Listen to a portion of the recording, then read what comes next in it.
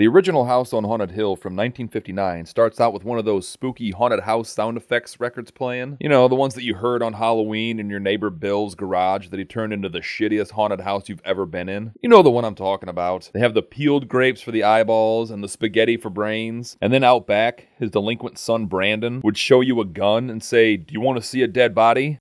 Or was that just me? I'm getting sidetracked. What the hell was I talking about? Oh yeah, The House on Haunted Hill, starring the electric Vincent Price. We had a brief moment with Mr. Price in my 10 Commandments video, and I have been on a Vincent Price kick ever since. House on Haunted Hill begins with a disembodied head of Watson Pritchard telling about the only true haunted house in the world, and that the house has killed 7 people, including his brother. And he himself has only spent 1 night in the house, and when they found him in the morning, he was almost dead. Oh! We then get the disembodied head of Frederick Lauren, the eccentric millionaire. I'm Frederick Lauren, and I've rented the house on Haunted Hill tonight so that my wife can give a party.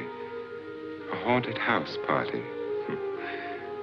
She's so amusing. For instance, one time we were on holiday in Morocco, and she said, "Frederick, darling, look under there." And when I said, "Under where?" well, she just chuckled mirthlessly. I didn't get it, but she seemed to quite enjoy her little jape. Mr. Lauren invited 5 random people to stay in the house for 12 hours, and if they do, they each receive $10,000. It was my wife's idea to have our guests come in funeral cars.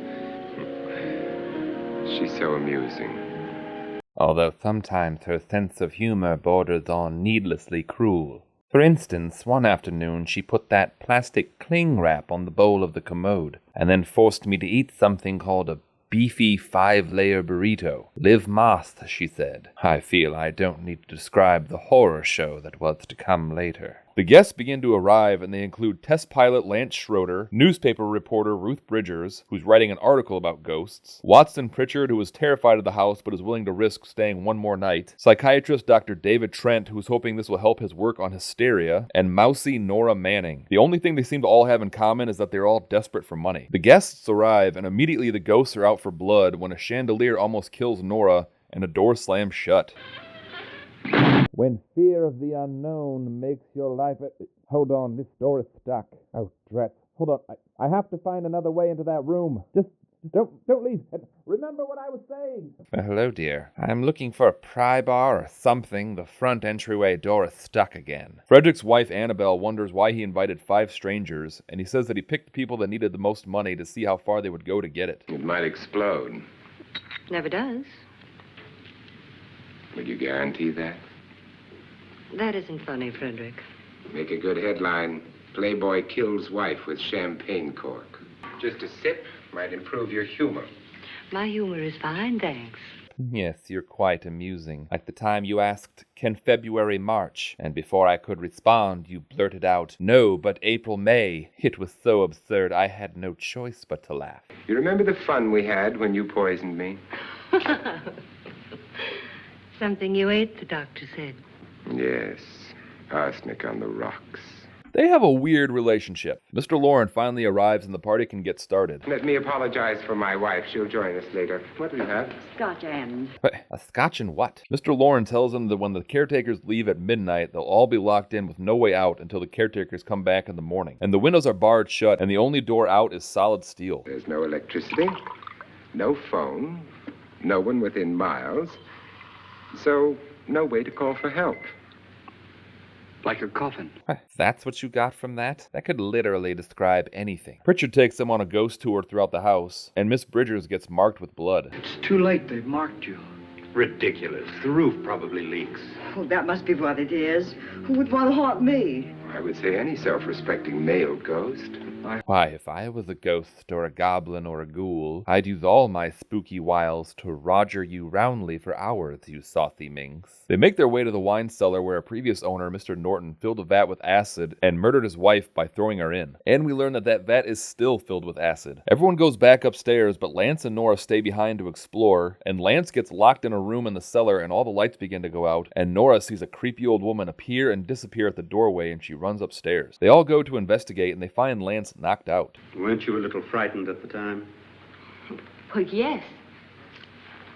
That, Mr. Lauren, is hysteria. So the doctor thinks that Nora and Lance were just in the grips of hysteria and imagined the whole thing. Would you like a drink, Lance? No, thanks. I'd like one. Scotch and.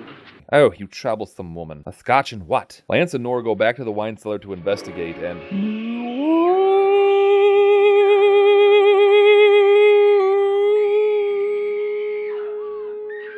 Nora screams and Lance comes running, but he doesn't believe her that she saw a ghost, and she runs upstairs and meets Annabelle Lauren. Annabelle warns Nora to not go wandering around the house again because she's in danger. Annabelle then runs into Lance, and she warns Lance that Frederick is planning something, but she doesn't know what. She reveals that Mr. Lauren's first wife disappeared and the other two died, and she races back to her room before Mr. Lauren arrives. Annabelle, you're missing all the fun.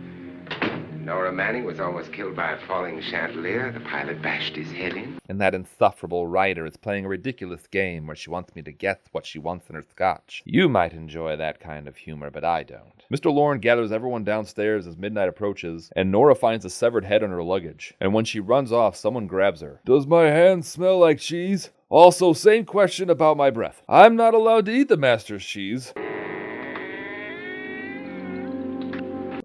We threw up. We learned that the woman Nora saw was Mrs. Slides, who's blind, and she and her husband Jonas are the caretakers of the mansion. You're going to stay here. Looks like we have a real case of hysteria on our hands. I think she's just a little upset, not hysterical.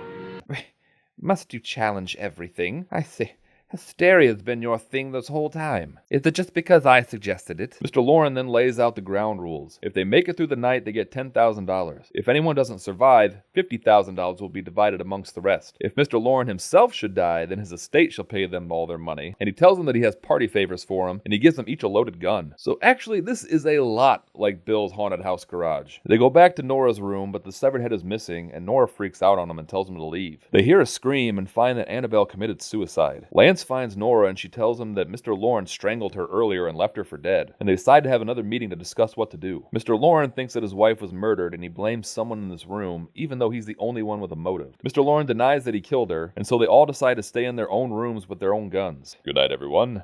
Oh my god, the killer's locked my door. Oh heavens, I'm next. I knew it. Oh, I have to push. Good night, gentlemen. Lance tells Nora he's going to find a way out of the house, and he gets trapped inside a false wall. And Annabelle appears floating outside Nora's window, and when she runs out, she sees Annabelle hanging from the noose again. The doctor goes to Mr. Lauren's room, and they split up to go investigate the screaming. And we learn that the doctor and Annabelle were working together to make Nora think that she was seeing ghosts, and scaring her with fake severed heads, so that she would become so hysterical that she would murder Frederick. They set up the final showdown to take place in the wine cellar, and as soon as Mr. Lauren shows up, Nora shoots him. Oh, the fiery sting of your projectile has pierced me. I feel the cold embrace of death's dark hands closing in around me. Oh, to have but a few more moments before I shuffle off this mortal coil. Oh, the pain. And the doctor then shows up and for some reason drags Mr. Lauren's body over to the acid pit in order to throw him in, even though that would destroy all evidence that Nora killed him. Like, you could have just pushed him this whole time then. Annabelle makes her way to the wine cellar, and Mr. Lauren's skeleton rises up and comes after her. At last you've got it all. Everything I have. Even my life. But you're not going to live to enjoy it. Come with me, murderess. Come with me.